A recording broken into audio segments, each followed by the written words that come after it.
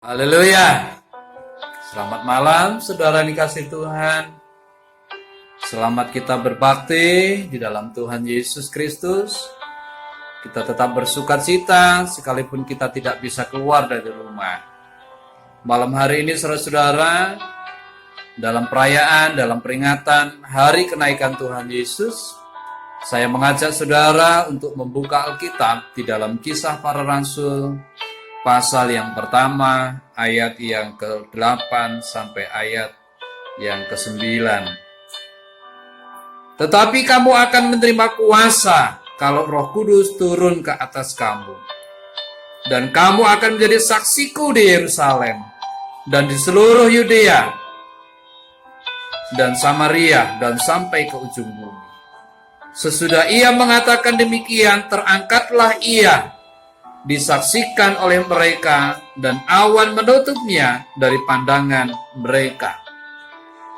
Saudara yang dikasihi oleh Tuhan, setelah Yesus bangkit dari kematian, Yesus masih tinggal di bumi selama 40 hari dan berulang kali menunjukkan diri kepada murid-muridnya bahwa Yesus hidup.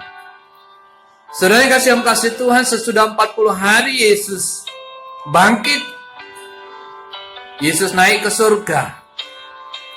Dan saudara yang kasih Tuhan, kenaikan Yesus itu tidak sembunyi-sembunyi.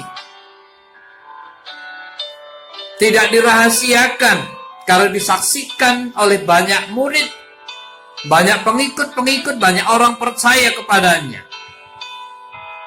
Tetapi saudara-saudara yang kasih Tuhan,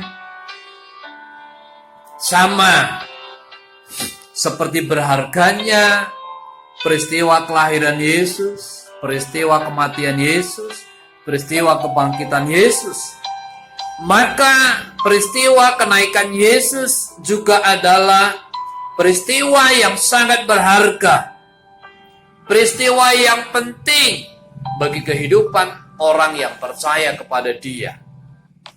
Sekalipun mungkin sering kasih Tuhan, perayaan kenaikan jarang dirayakan secara meriah seperti menyambut Natal ataupun merayakan Paskah.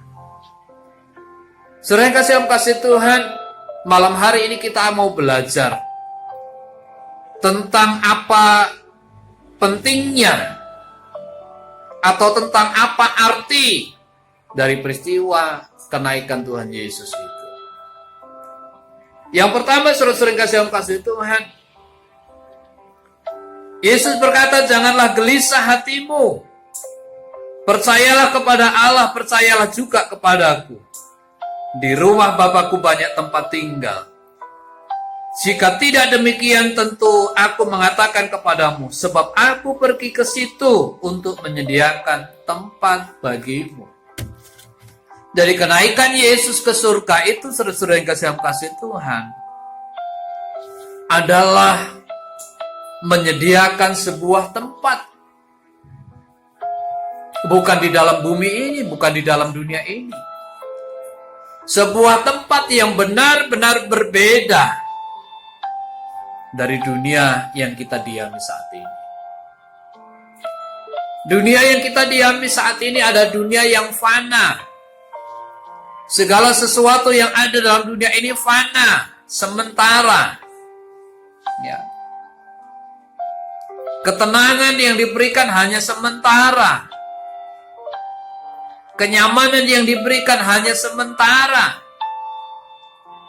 Kebahagiaan, damai sejahtera yang diberikan dunia ini hanya sementara. Karena itulah saudara-saudara yang kasih Tuhan, Yesus pergi menyediakan tempat yang tidak sama.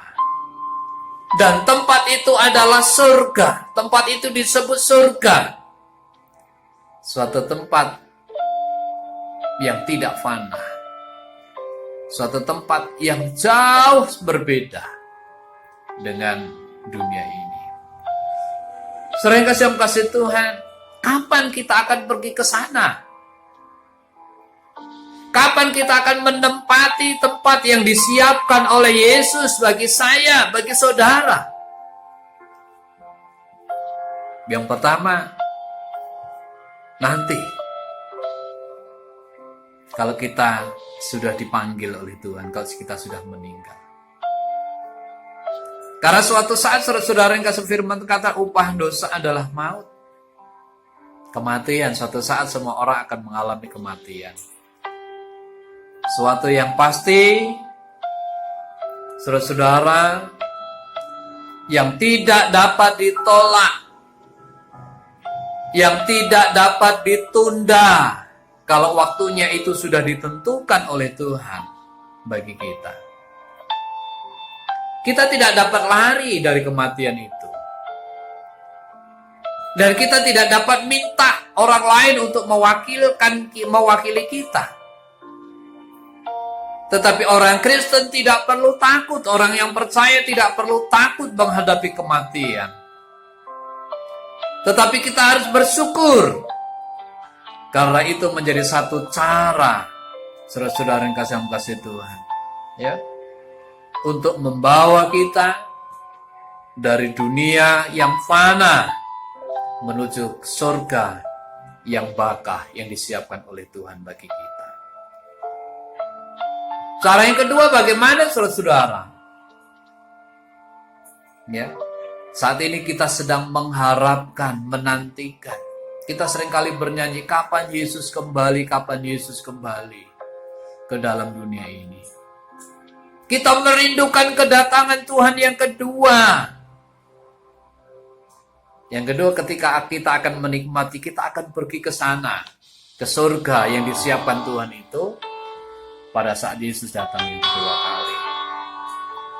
Saudara yang kasih Tuhan, ini yang dijanjikan oleh Tuhan kepada murid-muridnya dalam Injil Yohanes pasal 14 ayat 3. Dan apabila aku telah pergi ke situ,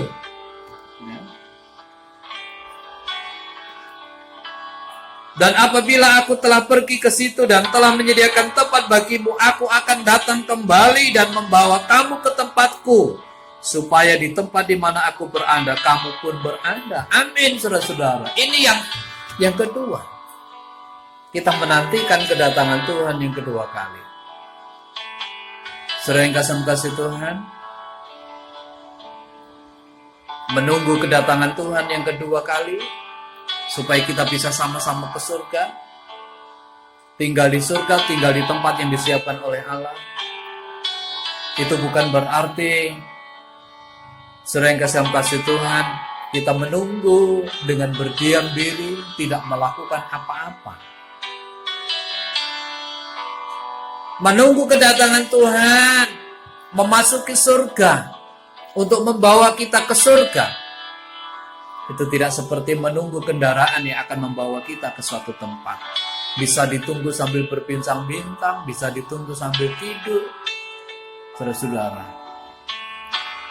Bisa ditunggu sambil bermain-main. Tidak.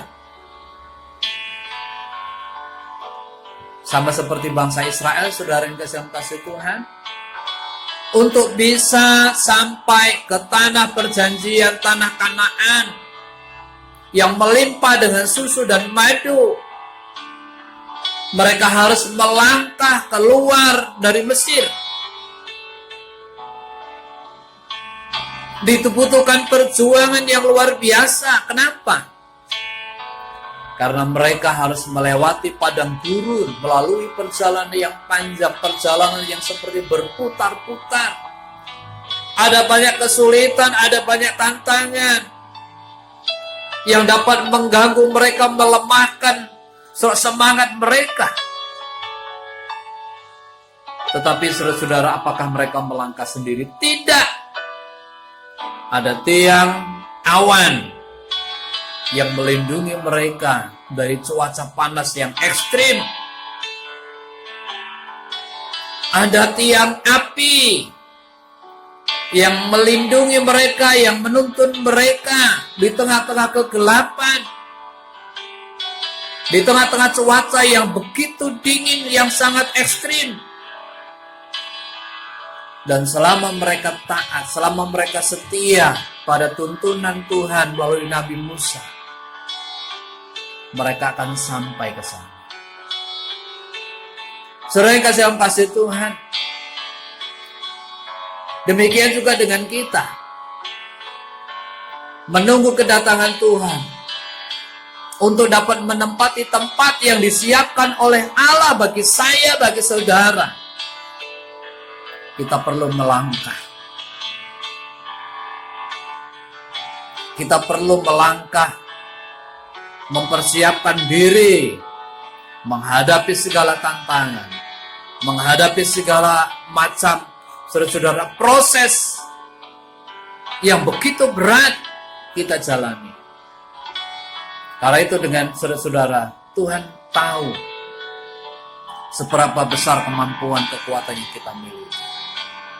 Itu sebabnya Tuhan saudara-saudara menjanjikan Roh Kudus, memberikan kuasa kepada kita untuk menuntun, memimpin kita. Supaya ketika kita menghadapi godaan, tantangan-tantangan yang ekstrim di dalam dunia ini, kita mampu, bukan karena kekuatan kita, tapi karena kekuatan Roh Kudus yang Tuhan berikan bagi kita. Saudara yang kasih Tuhan, ada berapa banyak orang yang gugur, saudara-saudara, dalam perjalanan ke tanah Kanaan. Demikian juga ada banyak orang-orang yang gugur di tengah-tengah perjalanan. Kenapa? Karena hidup mereka tidak mau dituntun oleh Roh Kudus. Tetapi sebagai orang yang sadar segala kekelemahan kita membutuhkan Roh Kudus, dan Tuhan akan menolong kita. Roh Kudus memampukan kita, menghibur kita, memberikan semangat kepada kita, memampukan kita saat kita menghadapi segala macam tantangan. Itu sebabnya izinkan Roh Kudus terus memenuhi, memimpin, menuntun setiap langkah hidup kita sampai Tuhan datang kedua kali. Dan kiranya kita menjadi bagian orang-orang yang mendapatkan tempat yang disiapkan oleh Tuhan bagi kita. Tetap semangat di dalam Tuhan, andalkan Roh Kudus dalam kehidupan kita. Dia yang memampukan kita, Dia yang menopang kita sampai Tuhan datang kedua kali. Tuhan memberkati saya dan saudara. Haleluya.